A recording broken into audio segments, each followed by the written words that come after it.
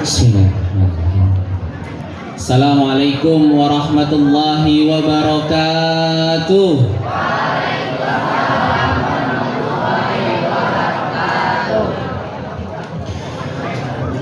Alhamdulillah, alhamdulillahi haqqa hamdi. Segala puji bagi Allah dengan sebenar-benar pujian. Wa syukurillahi haqqa syukri. Bersyukur kepada Allah dengan sebenar-benar syukur. Salatu wassalamu ala rasulillah wa ala alihi wa sahbihi wa mawalah amma ba'du. Allahumma habib ilainal iman. Ya Allah, berikanlah kami kecintaan terhadap keimanan. Wa zayyinhu fi qulubina, dan jadikanlah keimanan itu sebagai penghias dari hati setiap kami. Allahumma zidna imanan. Ya Allah, tambahkanlah kepada kami keimanan, wa yakinan, dan keyakinan, wa fikhan, serta kepahaman ilmu. Allahumma alif baina qulubina fi mahabbatika ya sami'ad du'a. Ya Allah, eratkanlah jalinan hati kami semua yang ada di tempat ini karena mencintaimu dan mencintai Rasulmu ya sami'ad du'a. Apa kabar teman-teman semua? Ini kayaknya ibu-ibunya doang yang ngejawab nih. Nah, diulang ya. Apa kabar teman-teman?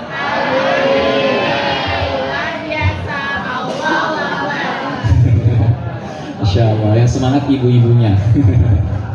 Baik, sebelumnya yang sama-sama kita hormati Ibu Kepala Sekolah, Ibu Dr. Leili, dan juga jajarannya, kepada Bapak Ibu guru semua, dan kepada teman-teman, abang-abang dan kakak-kakak semua. Semoga Allah Subhanahu wa Ta'ala senantiasa memberikan kita kesehatan, senantiasa memberikan kita kekuatan, memberikan kita keistiqomahan untuk terus belajar, baik belajar ilmu akademis maupun belajar ilmu agama.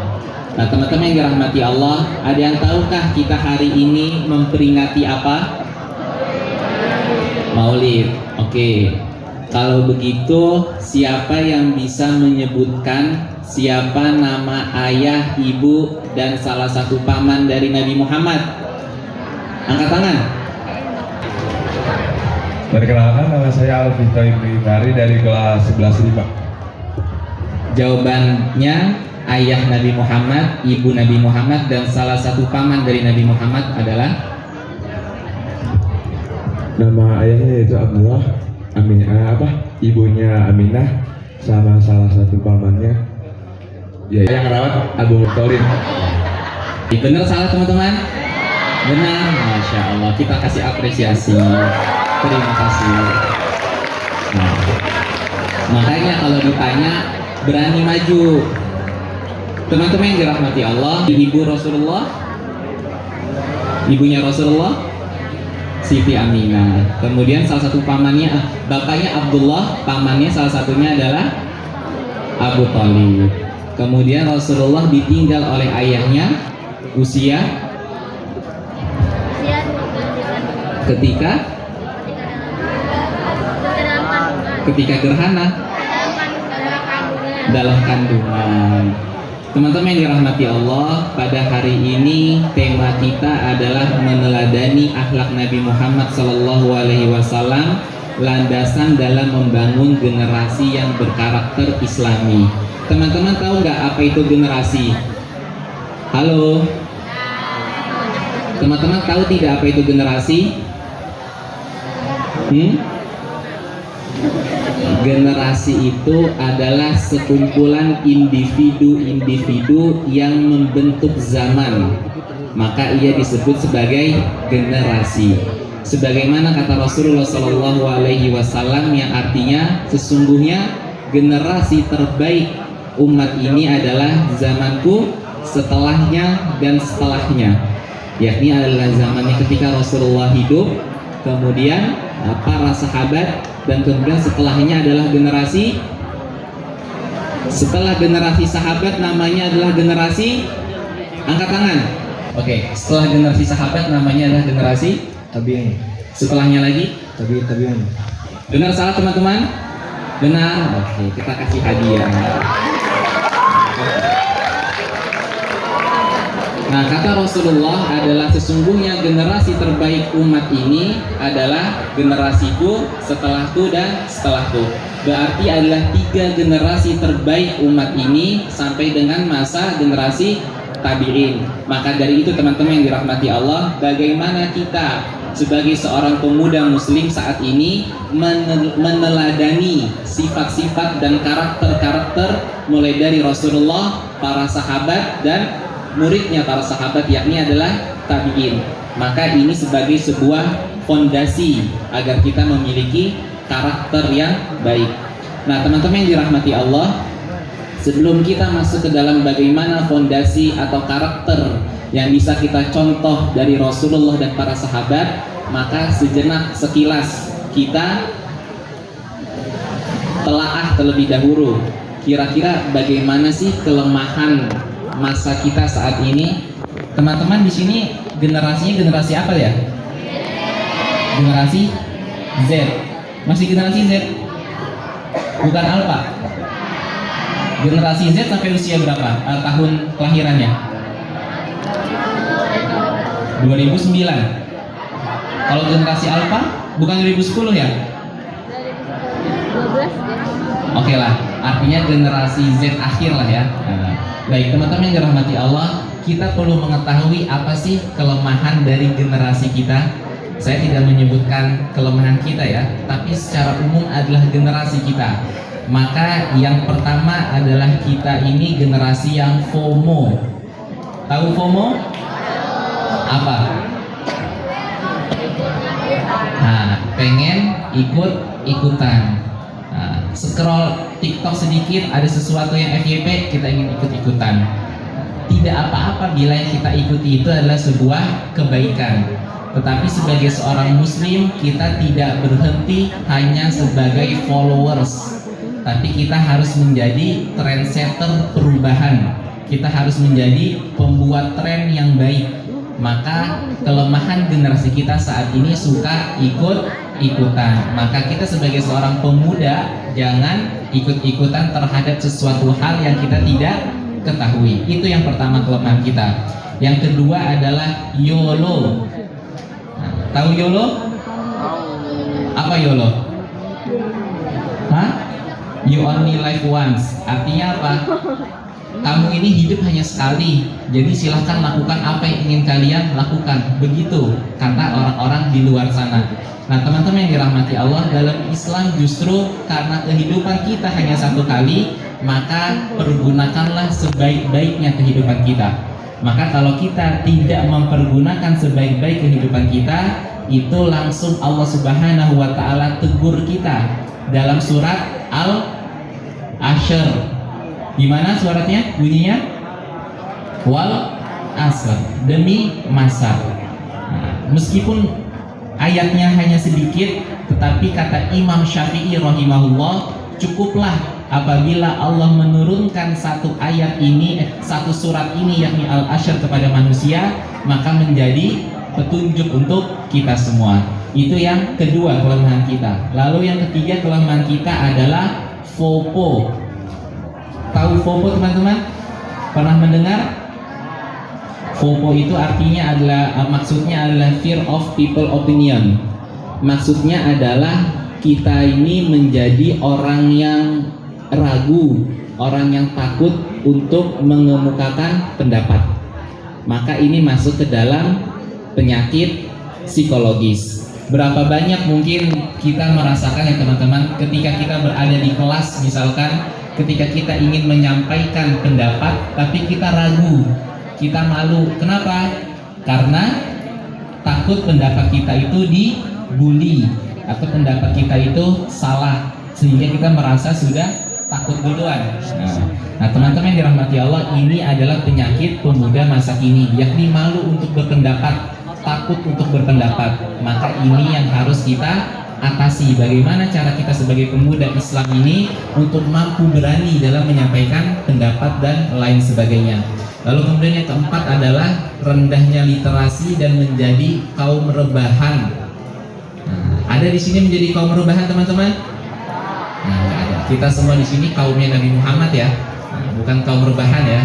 Nah, ini adalah beberapa permasalahan remaja saat ini. Dan kemudian yang kelima adalah menjadi kaum yang mendang-mending. Nah, teman-teman yang dirahmati Allah, ini 5 poin ini adalah kelemahan generasi kita. Nah, kemudian muncul berikutnya, apa sih yang dimaksud dengan generasi yang hebat? Ada yang tahu teman-teman? Apa yang dimaksud dengan generasi yang hebat atau individu yang hebat? Apakah yang masuk ke di sini ada yang kelas 3 SMA? Oh, ada. Oke. Apakah yang dimaksud dengan pribadi yang hebat itu ketika nanti masuk PTN favorit? Enggak. Oh, berarti PTN favorit bukan hebat ya? Apakah mungkin nanti ketika ujian akhirnya mendapatkan nilai sempurna? Apa itu hebat? Enggak hebat? Artinya itu semua adalah hebat dan boleh, tetapi itu semua adalah kehebatan duniawi. Nah, sebagai seorang pemuda Islam, kita hendaknya memiliki kehebatan bukan hanya sekedar di dunia, tapi juga di akhirat. Sebagaimana doa kita setiap selesai sholat, yakni adalah doa sapu jagat. Rabbana atina fid dunya. Perhatikan teman-teman, ketika kita meminta untuk sukses dunia itu hanya satu. Rabbana atina fid dunya, ya Allah berikanlah aku kebaikan di dunia.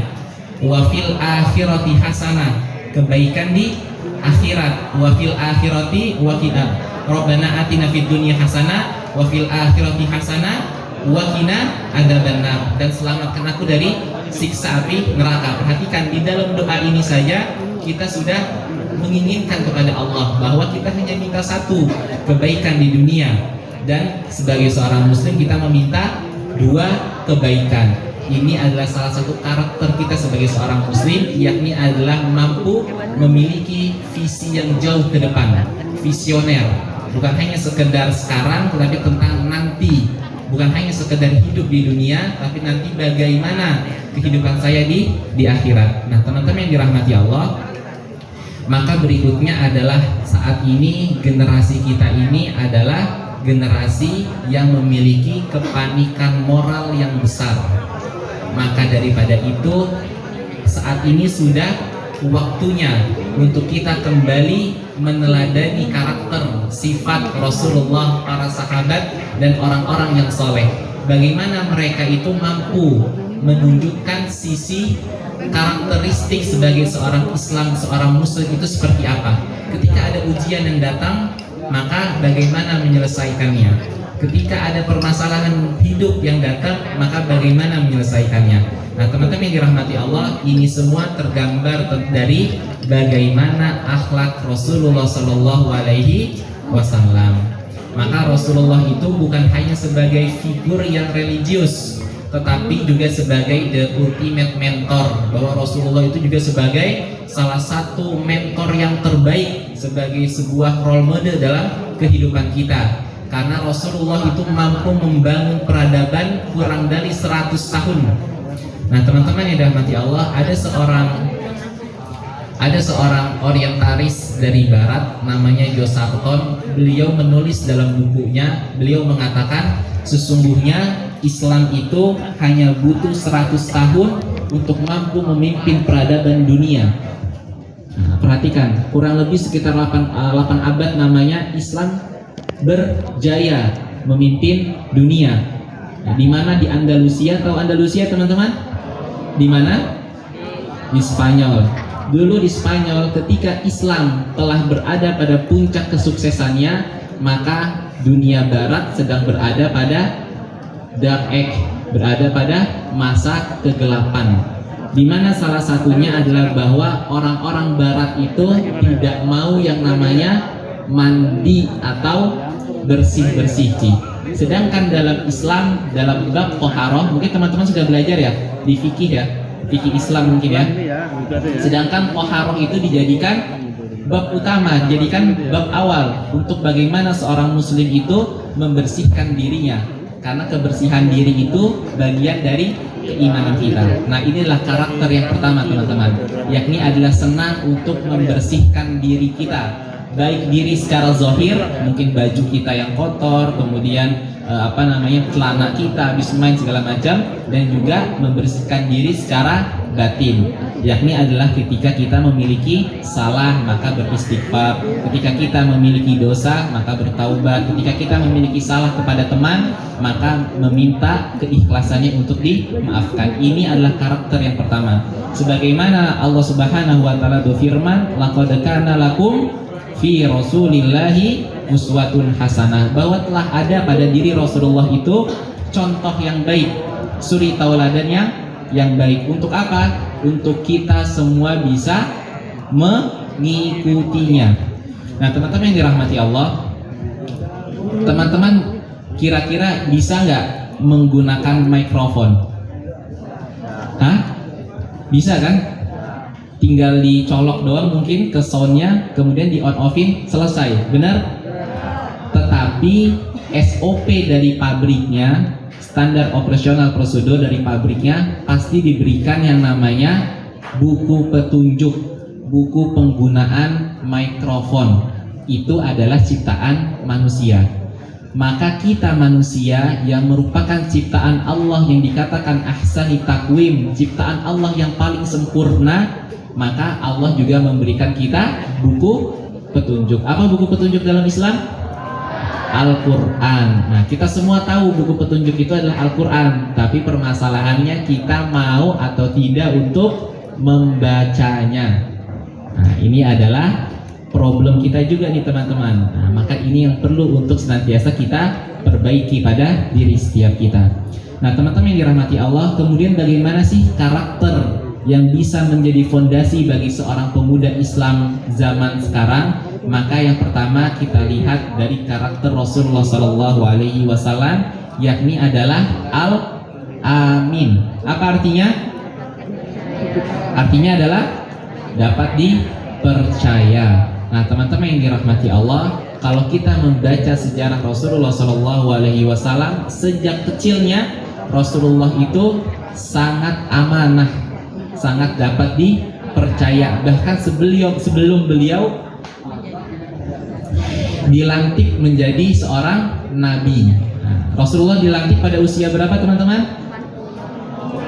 Usia 40-an. Berarti dari usia kecil, usia 1 tahun sampai dengan usia 39 tahun, Rasulullah dikenal adalah orang yang dapat dipercaya.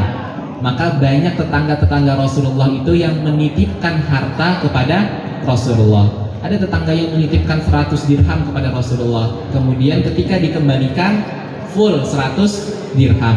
Coba kalau kita misalkan dititipin uang sama teman kita, bro, saya nitip uang 5 juta ya, sebulan lagi saya ambil, kira-kira baliknya berapa?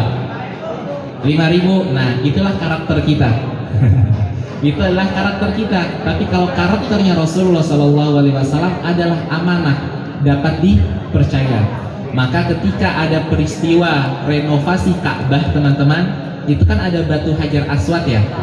Nah, setiap suku di Mekah itu mereka merasa yang paling penting untuk meletakkan kembali batu Hajar Aswad ke tempatnya. Tapi kalau salah satu dari bani ini menaruh di sana, maka tidak adil. Akhirnya mereka bikin polling. Kalau begitu bagaimana orang yang pertama masuk ke tempat ini, dia yang akan meletakkan Hajar Aswad. Akhirnya kemudian semuanya setuju. Lalu kemudian yang pertama kali masuk adalah Rasulullah Shallallahu Alaihi Wasallam. Dan ketika mereka semua melihat Rasulullah, mereka mengatakan dialah Al-Amin, dialah Al-Amin. Artinya apa? Masyarakat ketika itu juga senang kepada Rasulullah. Akhirnya Rasulullah melepaskan sorbannya, ditaruh di bawah, lalu batunya itu ditaruh di atas sorbannya, dan setiap kabilah itu memegang setiap sisi dari sorban tersebut. Artinya apa? Bahwa Rasulullah menciptakan keadilan.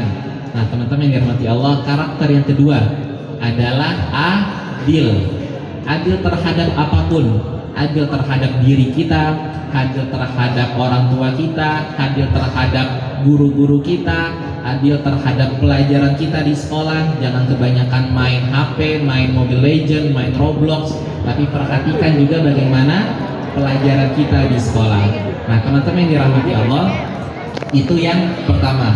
Kemudian suatu ketika Rasulullah mendapatkan perintah dari Allah untuk berdakwah secara terang-terangan, maka Rasulullah naik di atas bukit Sofa. Lalu Rasulullah memanggil seluruh kabilah, wahai Bani Muthalib, wahai Bani Hashim, wahai Bani Ubay, semuanya dipanggil oleh Rasulullah. Ketika mereka semua sudah berkumpul seperti ini, maka Rasulullah mengatakan, kalau andai kata aku mengatakan kepada kalian di balik bukit ini sudah ada pasukan yang siap menyerang tempat kita atau kota kita, apakah kalian percaya? Maka seluruhnya mengatakan, iya, kami percaya karena engkau adalah Al-Amin. Tapi ketika Rasulullah menyampaikan, maka daripada itu masuklah kalian ke dalam Islam, maka akhirnya semuanya pada pulang. Tinggallah Abu siapa yang masih tinggal di situ? Abu Lahab. Nah, Abu Lahab mengatakan, wahai Muhammad, engkau memanggil kami di sini hanya untuk menyampaikan kabar bualanmu. Nah, setelah itu barulah akhirnya turun surat Al-Lahab. Gimana bunyinya? Tabat yada abi lahabin wa tab. Nah, teman-teman yang dirahmati Allah, ini karakter Rasulullah SAW yang bisa kita teladani, yakni adalah Al-Amin, dapat dipercaya. Karena sebagai seorang Muslim, keutamaan kita dalam memegang amanah itu adalah hal yang penting. Coba kira-kira kalau kita tidak amanah atau tidak dapat dipercaya, kita punya banyak teman atau tidak? Lebih banyak orang yang pembohong atau lebih banyak teman orang yang jujur? Karena jadi pembohong itu mudah ya, daripada menjadi orang yang jujur. Itulah tantangan kita. Maka Islam hadir untuk menjadikan setiap pemeluknya itu adalah orang-orang yang jujur dan amanah. Nah, teman-teman yang dirahmati Allah, lalu kemudian bagaimana mengimplementasikan karakter Al-Amin pada diri kita sebagai seorang siswa? Yang pertama adalah integritas akademik. Apa itu maknanya? Yakni adalah anti dalam menyontek. Siapa yang masih nyontek? Kalau ditanya siapa yang masih nyontek, nggak ada yang ngaku, betul? Nah, maka integritas dalam akademik itu adalah yang pertama anti menyontek, apalagi anti joki. Nah, kemudian berikutnya adalah jujur saat ditanya oleh guru, jujur saat ditanya oleh orang tua, dan jujur kepada apapun. Nah, teman-teman yang dirahmati Allah, karena sesungguhnya yang namanya bohong itu akan selalu memiliki teman-temannya. Benar atau salah?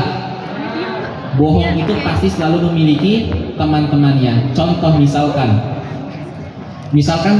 teman-teman di sini pulang sekolah jam berapa teman-teman? Jam berapa? Jam 3. Jam 3. Maaf, namanya siapa Kak? Iya. Hah? Agnia. Misalkan ini contoh aja ya, contoh. Misalkan Agnia pulang dari SMA 9 ini jam 3 misalkan.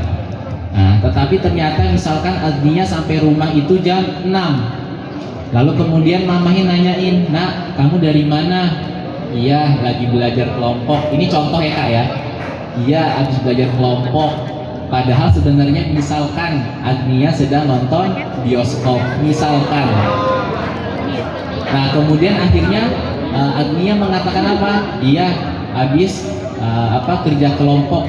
Nah, itu sudah bohong. Apakah kira-kira bohong ini akan selesai sampai di sini? Tidak. Kemudian mamanya nanya lagi, "Kamu kerja kelompok di mana?" Nah, kemudian kita bilangnya apa? Di sekolah. Padahal kita tidak ada di sekolah. Lalu kemudian apakah sudah selesai atau masih berlanjut? Masih berlanjut. Emang pelajaran apa yang sampai kerja kelompok? Nah, bingung lagi kan jawabnya. Kemudian nyari di alasan pelajaran matematika. Nah, artinya apa teman-teman? Bahwa yang namanya bohong itu pasti ada teman-temannya.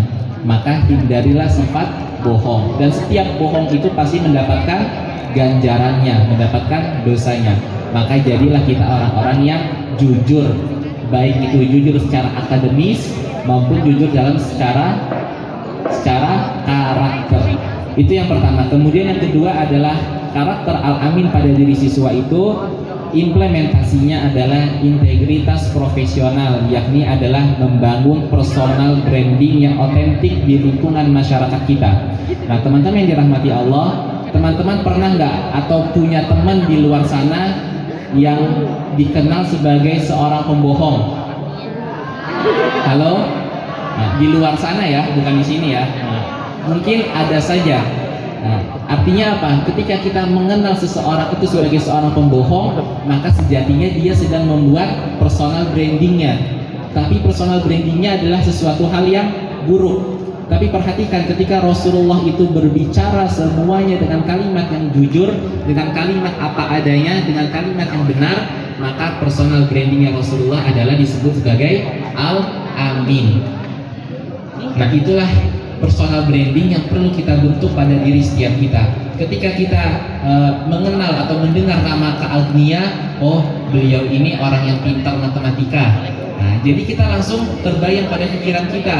Nanti kenal dengan nama siapa lagi? Oh beliau ini adalah orang yang pintar di bahasa Inggris. Oh beliau orang yang pintar di olahraga. Itu salah satunya adalah membuat personal branding kita.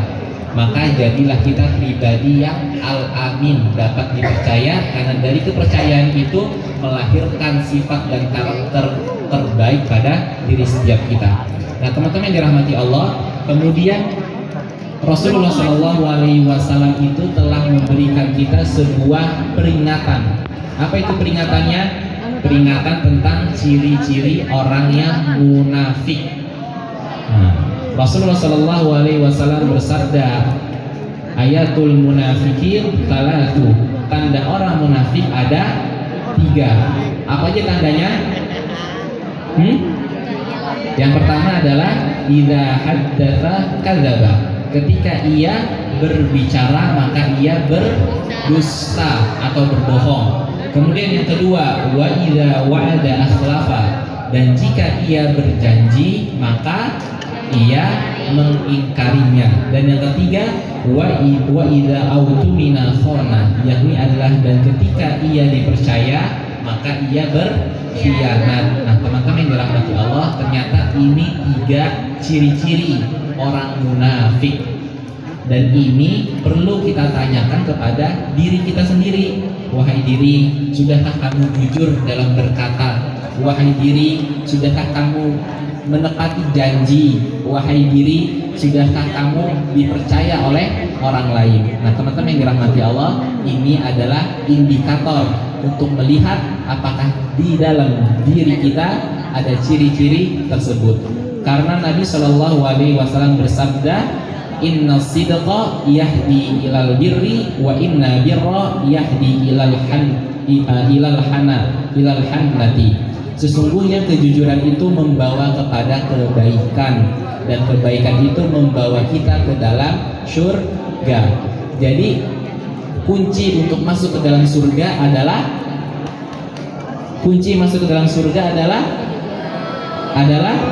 kejujuran. Mudah atau susah? Mungkin kalau kita masuk ke dalam neraka biayanya mahal, mohon maaf, mungkin kita harus membeli minuman-minuman keluar uang, atau mungkin kita harus mengerjakan sesuatu yang efeknya kepada tubuh kita. Masuk ke dalam neraka itu susah, tapi kenapa banyak orang yang mau? Sedangkan masuk ke dalam surga itu syaratnya mudah, yakni adalah kejujuran. Jadi bagaimana kita sebagai seorang muslim memiliki sifat yang jujur pada diri setiap kita. Agar apa? Agar bukan hanya kita berkumpul di SMA 9 Depok, tapi nanti kita juga berkumpul di surga Allah Subhanahu wa Ta'ala. Mungkin sekarang kalau di SMA 9 ustadznya saya, tapi nanti ketika di surga guru kita adalah Rasulullah SAW. Siapa yang mau masuk surga?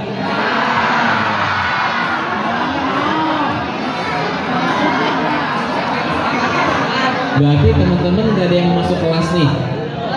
Nggak ada yang masuk kelas? Masuk surga semua? Masuk surga itu kan ada syaratnya. Apa syarat masuk surga? Hah? Syarat masuk surga itu harus mati dulu, bener nggak? Ya kan? Nah, berarti masih mau masuk surga? Seorang muslim itu tidak takut terhadap kematian, tapi kematian yang baik, bukan kematian yang sia-sia. Itu adalah karakter yang ketiga, yakni adalah berani terhadap kebaikan. Karena kalau kita tidak berani terhadap kebaikan, maka orang-orang yang jahat jauh lebih berani daripada kita. Itulah makanya saudara-saudara kita di Palestina sana, udah hampir 70 tahun lamanya dijajah oleh Yahudi. Tapi karena mereka memiliki keberanian pada dirinya, maka ia mampu untuk bertahan. Tapi kalau orang-orang yang takut pasti akan kabur.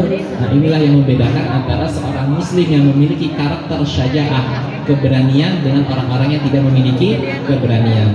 Nah, teman-teman yang dirahmati Allah, tadi yang pertama adalah karakter Rasulullah adalah al-amin. Kemudian yang kedua, karakter Rasulullah yang kedua adalah fatonah. Apa itu artinya?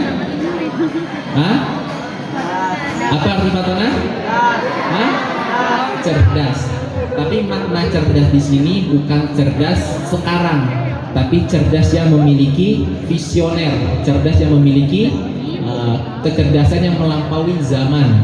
Sebagaimana ketika Rasulullah SAW dan para sahabatnya melakukan sedang mempersiapkan peperangan Khandaq. Apa itu perang Khandaq?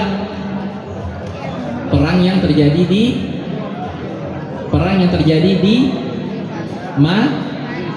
Madinah. Kenapa peperangan Khandaq itu menjadi salah satu peperangan terbaik? Karena yang pertama juga didukung oleh kawasan Madinah yang baik. Kalau teman-teman nanti mudah-mudahan bisa pergi umroh dan haji, amin. Madinah itu teman-teman, kotanya itu dikelilingi oleh gunung. Jadi misalkan di Madinah, di sebelah kanannya adalah pegunungan, di sebelah kirinya adalah pegunungan, di belakangnya pegunungan dan kebun kurma dan kebun anggur. Maka satu-satunya jalan yang bisa dilewatin adalah lewat utara, lewat depan. Nah, di depan inilah akhirnya kaum muslimin membuat apa teman-teman? Membuat parit yang kurang lebih lebarnya, panjangnya sekitar 5 km. Kemudian pertanyaannya adalah, siapakah sahabat Rasulullah yang mengusulkan dalam pembuatan parit? Jadi ketika peperangan Khandaq tersebut, ada salah satu sahabat Rasulullah yang mengusulkan untuk pembuatan parit. Kenapa demikian? Karena Madinah itu posisinya strategis. Nah, hanya bisa dilalui dari posisi utara. Pertanyaannya, siapakah sahabat Rasulullah yang mengusulkan pembuatan parit? Nama saya Muhammad Al-Fahmi dari kelas 10-3. Jawabannya adalah Salman Al-Farisi. Salman Al-Farisi. Beliau berasal dari negara Persia. Jawabannya adalah sahabat Salman Al-Farisi. Masya Allah. Nah,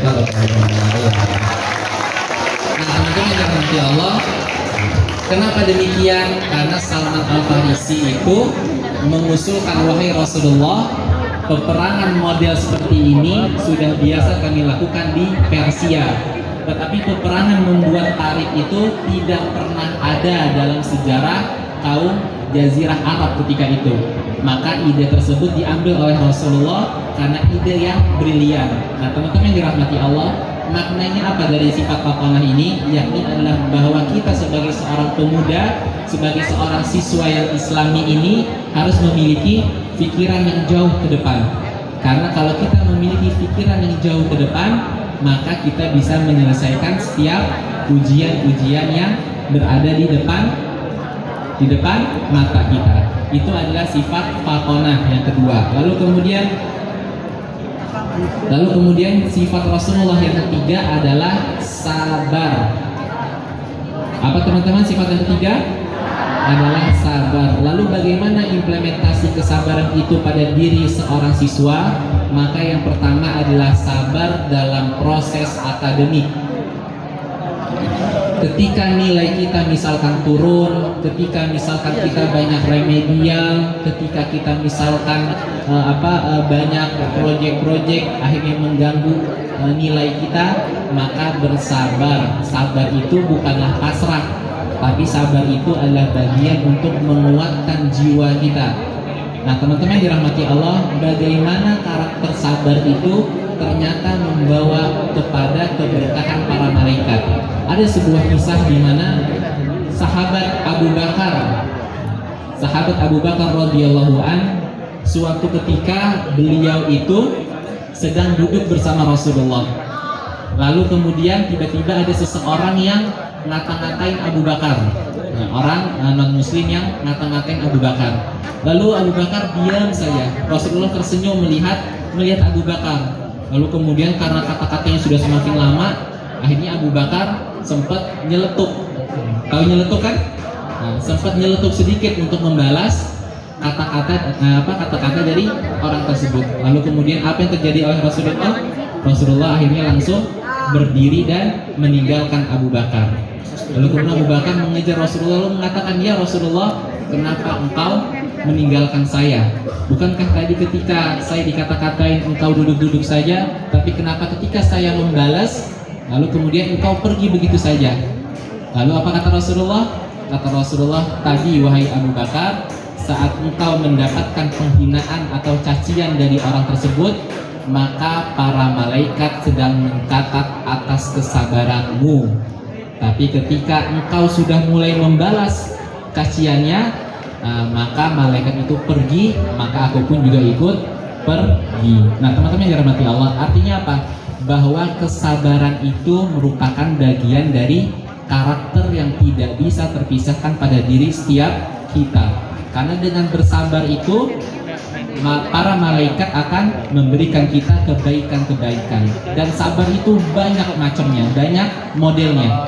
Mungkin saat ini kita yang masih kuliah, yang masih sekolah, sabar terhadap belajar, sabar dengan matematika, sabar dengan fisika, sabar dengan IPA misalkan, sabar dengan guru-guru, sabar dengan orang tua. Tapi nanti kalau ketika teman-teman sudah masuk usia kuliah, maka sabarnya berbeda. Nanti teman-teman sudah masuk dunia kerja, sabarnya akan berbeda. Kita sebagai ibu, sabarnya berbeda. Kita sebagai ayah, sabarnya berbeda. Tapi inti semuanya adalah tentang bersabar.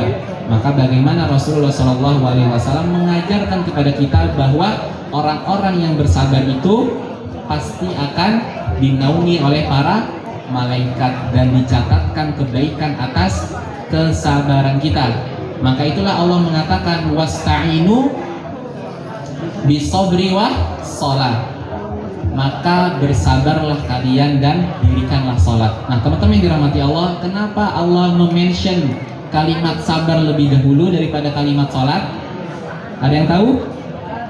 Hah? Karena sabar itu adalah sifat manusia. Sabar itu adalah karakter dunia. Maknanya adalah bahwa ketika kita manusia yang hidup di atas dunia, ada ujian-ujian dalam kehidupan kita, maka yang harus diutamakan adalah sifat kita sebagai manusia, yakni bersabar. Setelah kita sudah bersabar, maka baru kita memperbaiki hubungan kedekatan kita dengan Allah Subhanahu wa Ta'ala melalui sholat. Karena sesungguhnya sholat itu adalah interaksi langsung antara kita dengan Allah Subhanahu wa Ta'ala. Nah teman-teman yang dirahmati Allah, tadi adalah sabar dalam proses akademik. Lalu kemudian yang kedua adalah sabar dalam tekanan sosial. Nah berapa banyak saat ini zaman kita ini sedang berada pada percepatan teknologi, benar nggak teman-teman? Sekarang ini zaman yang tidak pernah terfikirkan oleh orang-orang sebelumnya. Kita tidak pernah berpikir bahwa hari ini kita bisa belajar online. Kita tidak pernah terfikirkan bahwa hari ini ada yang namanya teknologi AI, kecerdasan buatan dan lain sebagainya. Maka dengan banyaknya tekanan-tekanan sosial, maka seorang siswa yang memiliki fondasi karakter yang baik, maka ia harus bersabar. Bersabar menghadapi ekspektasi orang tua, sabar terkait dengan persaingan dengan teman-teman kita, sabar atas ketidakpastian perguruan tinggi misalkan. Teman-teman akan merasakan bagaimana deg-degannya, bagaimana khawatirnya menunggu pengumuman. Maka disitulah karakter sabar dibutuhkan oleh kita. Dan teman-teman yang dirahmati Allah, sesungguhnya sabar itu adalah sebuah proses, adalah sebuah hasil dari yang namanya jatuh bangun proses kehidupan. Nah, teman-teman saat ini sedang berada pada proses kehidupan. Karena Allah mengatakan kul kullu ya'malu ala syakilati, bahwa Muhammad katakanlah bahwa kalian ini sesuai dengan pembawaan kalian. Maknanya adalah karakter. Nah, syakilah itu akar katanya adalah syakel. Syakel itu adalah cetakan.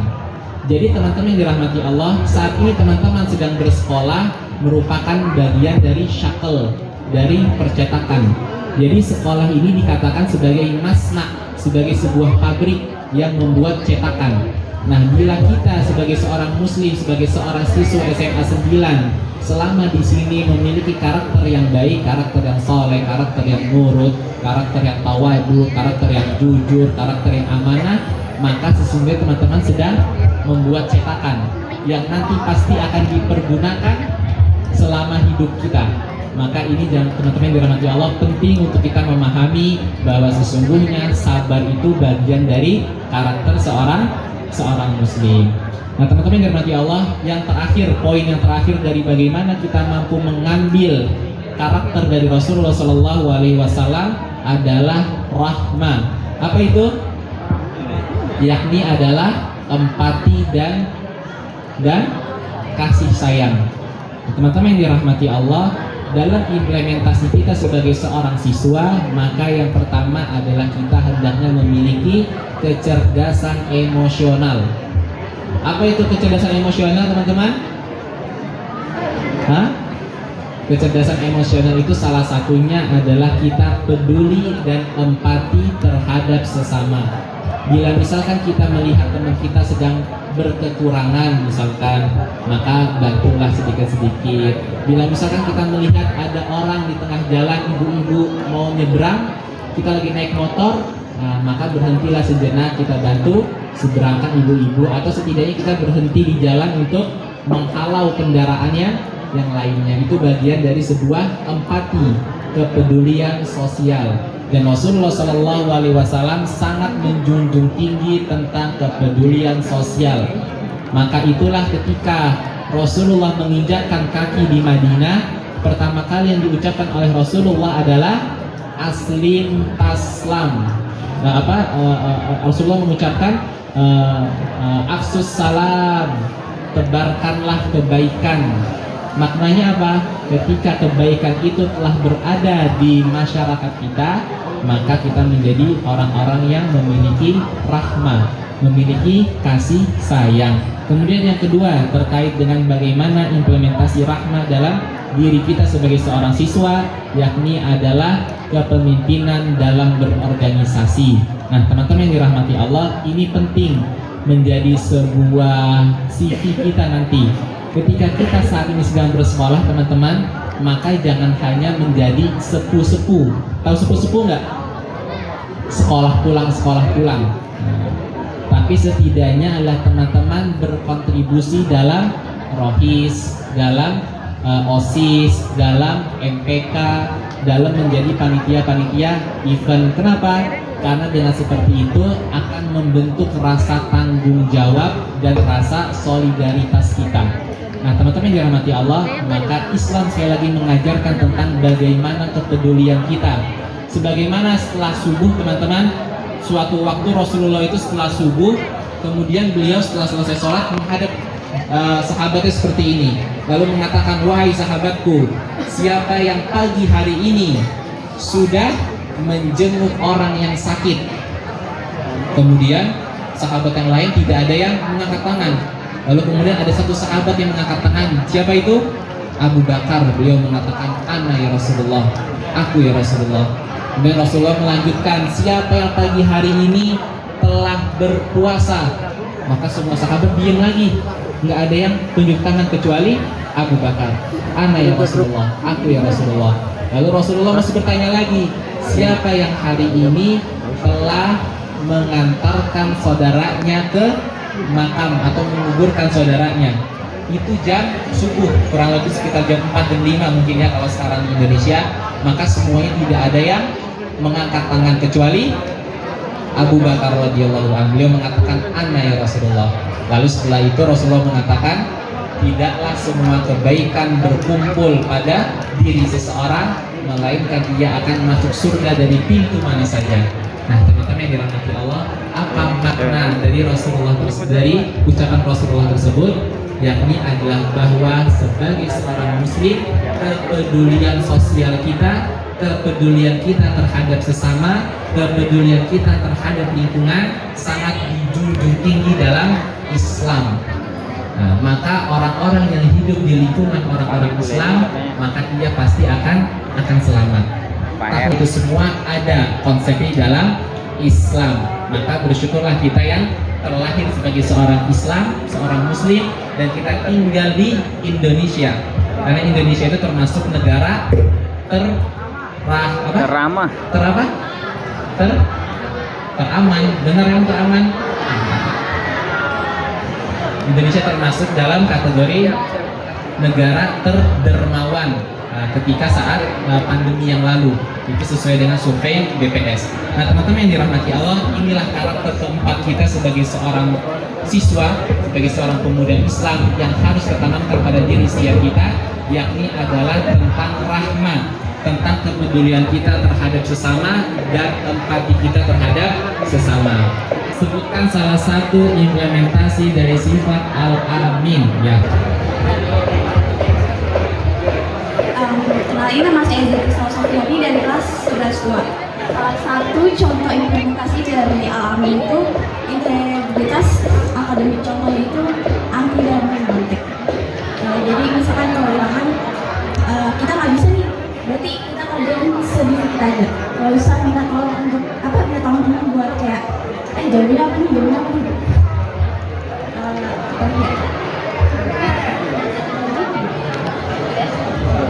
Benar atau tidak teman-teman? Nah, sekarang pertanyaan berikutnya, sudahkah kita melakukan hal tersebut? Sudahkah kita melakukan hal tersebut? Itu nanti jawabnya masing-masing pada diri kita semua, oke? Terima kasih Kak. Oke, satu lagi teman-teman. Karena tadi katanya sudah pada mencatat, maka berarti sudah tahu. Sebutkan salah satu implementasi dari sifat sabar. Salah satu implementasi dari sifat sabar bagi seorang siswa. Teman-teman yang dirahmati Allah, tadi ada berapa karakter yang bisa kita contoh dari Rasulullah? Yang pertama, al-amin. Kedua, yang laki-lakinya dulu. Yang kedua, halo Abang Iwan, karakter Rasulullah yang kedua apa? Ketiga, keempat, itu mencatat. Ya Kak, jawab silakan. Iya Pak. Perkenalkan, nama saya Atifatul Sausan Kamila dari 11-6. Salah satu contohnya implementasinya itu adalah sabar dalam berproses pembelajaran. Contohnya kita itu sabar dalam proses apa yang kita jalani di sekolah. Kita sabar dalam hal-hal yang kita lakuin. Kita sabar apa yang kita jalani. Benar nggak teman-teman? Nah, pertanyaannya lagi, sudahkah kita memiliki kesabaran? Atau kesabaran kita setipis tisu dibagi dua? Oke, itu nanti ditanyakan kepada diri setiap kita. Terima kasih Kak. Nah, teman-teman yang dirahmati Allah, artinya apa? Bahwa pertemuan kita pada pagi hari ini adalah tentang tentang bagaimana seorang muslim atau diri kita sebagai seorang siswa saat ini mampu memiliki fondasi karakter yang baik. Nah teman-teman yang dirahmati Allah, satu lagi pertanyaan. Adakah yang tahu perbedaan karakter dan akhlak? Apa aja tadi? Adakah yang tahu perbedaan antara karakter dan akhlak? Karena tema kita kan adalah meneladani akhlak Rasulullah sebagai landasan membangun generasi berkarakter. Tuh, ada dua kalimat. Yang pertama akhlak, yang kedua adalah karakter. Adakah yang tahu perbedaan akhlak dan karakter? Ya, Ustaz udah nyiapin uang dari Teman-teman? berapa ya? Hah? Hah? Ustaz udah nyiapin uang dari Yang berapa? bisa jawab lebih besar nih nominalnya nih. Biru ya Ustaz. Oke, baju. 1, 2, 3. Oke. Teman-teman yang dirahmati Allah, sebagai sebuah penutup, apa perbedaan antara akhlak dan karakter? Yang pertama, teman-teman yang dirahmati Allah, akhlak itu dengarkan baik-baik, oke? Nanti keluar nih di ujian PAI nih. Guru PAI. Jangan dong, Ustaz. Yang pertama adalah bahwa akhlak itu adalah hasil dari sebuah proses ibadah yang benar kepada Allah. Maka ia melahirkan akhlak. Maka kita sering mengenal kalau orang-orang yang baik, orang-orang yang soleh, kita menyebutnya sebagai akhlakul karimah. Benar?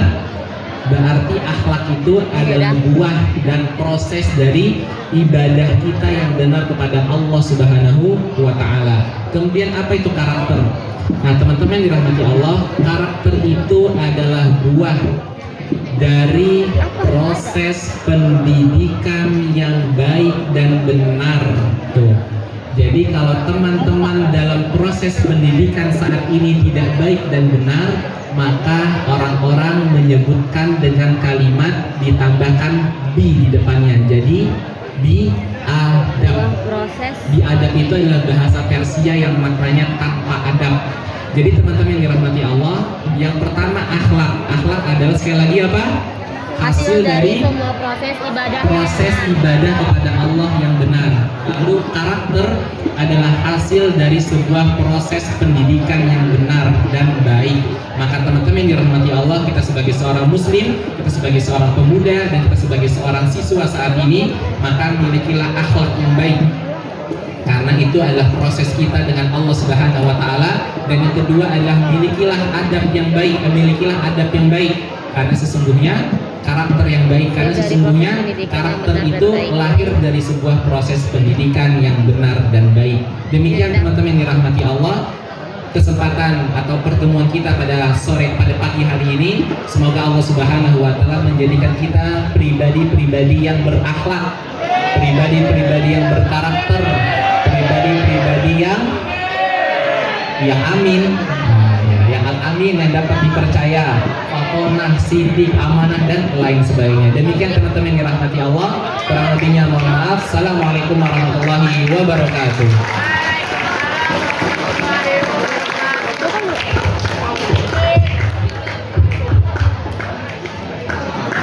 Masya Allah, bagus sekali materi yang telah disampaikan oleh Bapak Ustadz Muhammad Faik Hakoni SOS MPD.